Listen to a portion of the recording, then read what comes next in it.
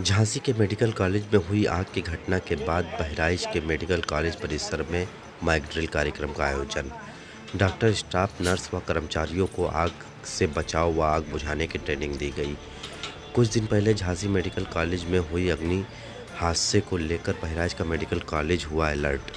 Principal Sanjay Khatri ने medical college में लगे हुए आग बुझाने के लिए इस्तेमाल होने वाले उपकरणों, अग्निशमन यंत्र से बचाव के बारे में लोगों को जानकारी दी। बहराइच के मेडिकल कॉलेज से खालिद खान की रिपोर्ट।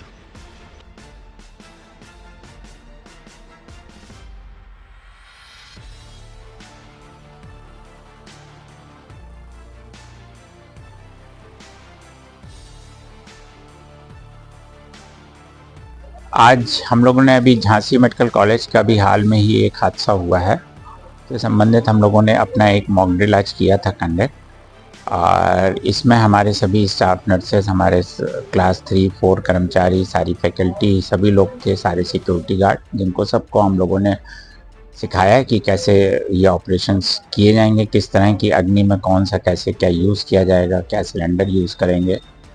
और हमारे पास अस्पताल में सभी तरह के सिलेंडर्स हैं और ऑटोमेटिक सिस्टम भी कार्य कर रहा है हमारा। बाकी और कार्य प्रगति पे कार्य चल रहा है और उसकी प्रगति अच्छी है, 80 से 90% कार्य हो गया है और 15 से 20 दिन में, महीने भर के अंदर हमारा ये कार्य पूरा हो जाएगा।